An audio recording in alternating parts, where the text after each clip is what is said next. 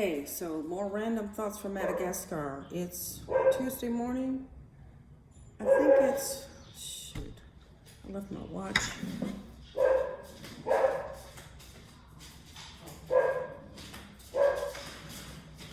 It's just about 8 a.m. and I'm working on starting a new company that's going to help me generate enough money to really jumpstart my nonprofit. There's a warehouse just down the road that I've been dreaming about for 3 years. It's been vacant, and it would be perfect to become Majenga's first animal shelter, and I'll put a clinic in there and a boarding facility. I have 25 dogs living with me right now. Oh my God. And 6 of them are little puppies from 2 different litters. Both moms are here. We had to rescue those 2 because the neighbors told us that if we didn't take them away, they were going to poison them. So they gave us the warning. We acted immediately. One mom came in with 4 puppies. We adopted out 2 of those. And then the next day we got the other mom. She was living right up the road around the garbage dump. Her home was across from them, but she hung out there. Anyway, long story short. So they're here. And, oh, I would love to get one good night's sleep. Just the dogs are fine. I get them all settled in for the night. I have made these doggy beds, and I have the doggy beds everywhere, and these little like doormat kind of things. I have those scattered, so everybody has their spot. And of course, the old crew, Molly and Brownie and Peanut, they were like my original dogs. They have to sleep on the bed. So I put the mosquito net down. It comes all the way down to the ground, and so they can get up there outside the net, but on the bed. But now that we have puppies, first off, they think the puppy beds that I just spent hours sewing, they think those are pee and poop pads.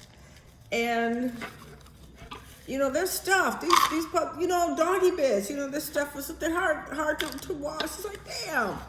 And so what the puppies will do, they'll pee and they'll poop, and then they'll sleep right on the same doggy bed. I'm like, what the hell? Why? So, oh my fucking God. Last night was a bad night. I had a dog, Sparkle, who was attacked by one of the 3 vicious dogs that live in the same compound a few days ago. Got her neck, blood everywhere. She's doing fine. But last night she was in a mood.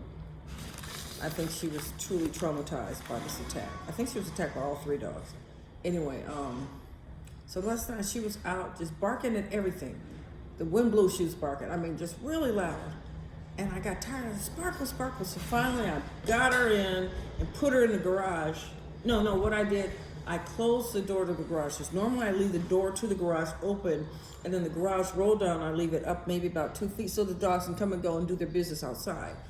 But last night I had to get her inside, so I brought her into the house, closed the door to the garage. So now she's stuck inside the house. So there was a lot more doggy poop inside the living room because, they couldn't get out, which is understandable.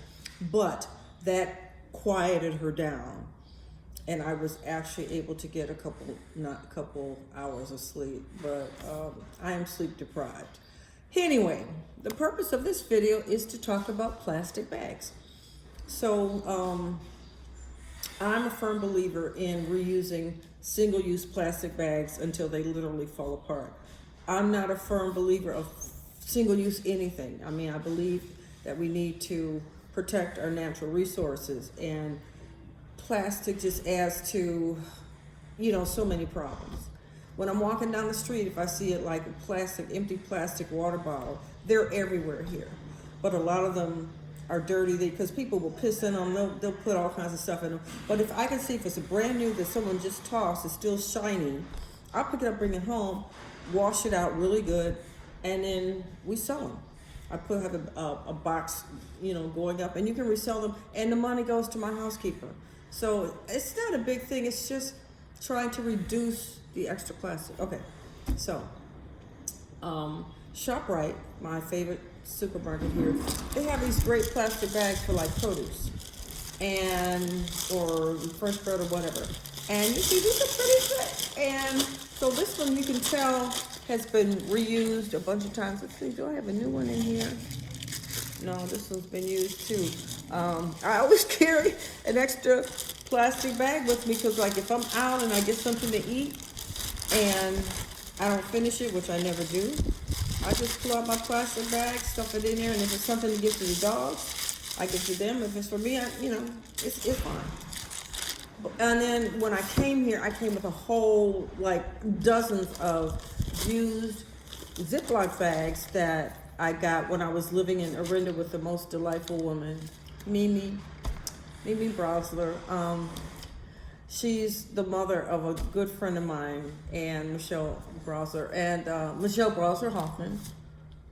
And I was living there with them for several months, just helping her mother out. And every time I used the Ziploc bag, they would throw them away. I would dry them and I'd fold them, I'd roll them up. And when I came here to Madagascar, I had a ton of these used plastic bags from Orinda, California. They're all gone. So I had to buy some here. These are hot pack, and they're not as good. They're okay, but the quality is not as good as the real Ziplocs. Anyway, but I saw this YouTube video where this woman had done the research, and she was talking about moving over to silicone reusable food storage bags. These are intended for food storage. So I've got this one, and a baby. And what's great is they've got the zipper that you just, put your finger across it, and they're really thick. They've got the flat bottom.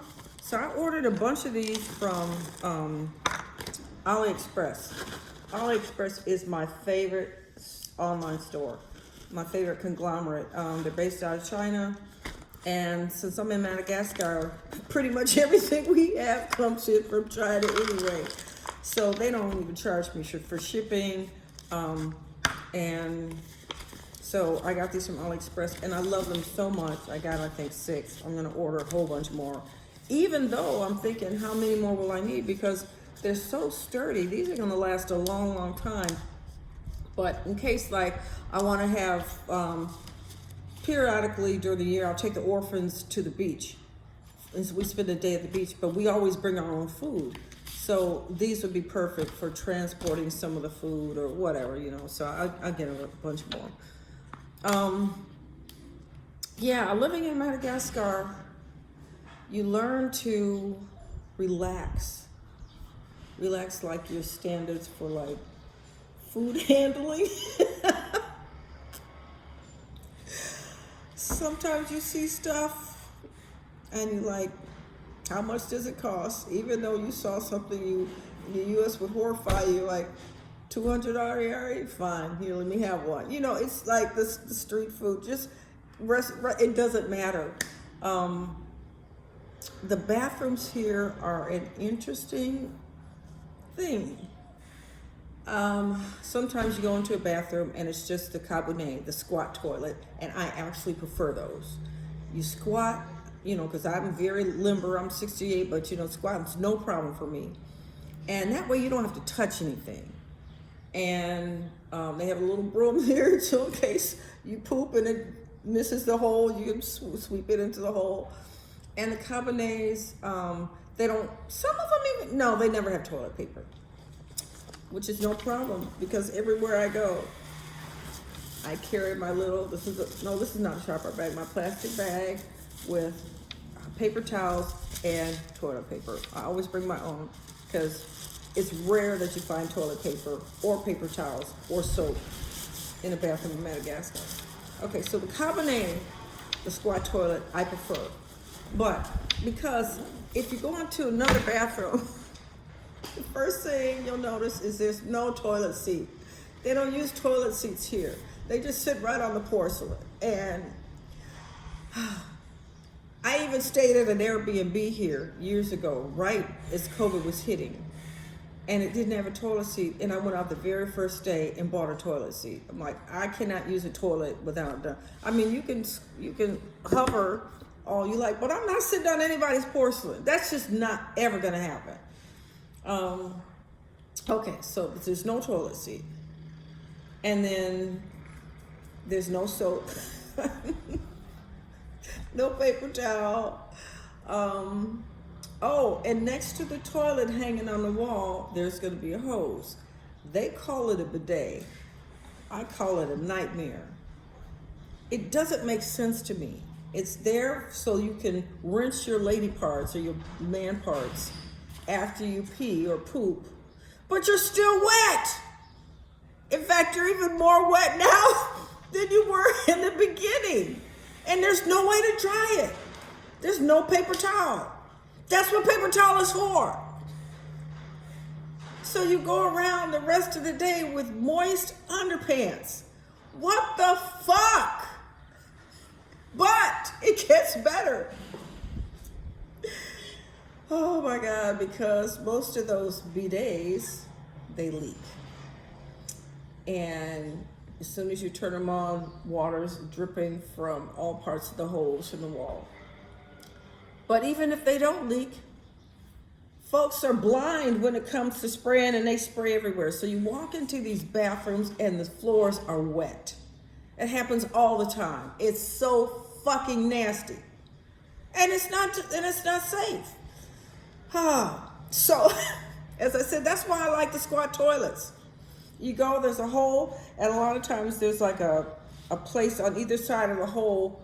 It's a raised place where you put your feet. So you plant your feet, you squat, and you're done.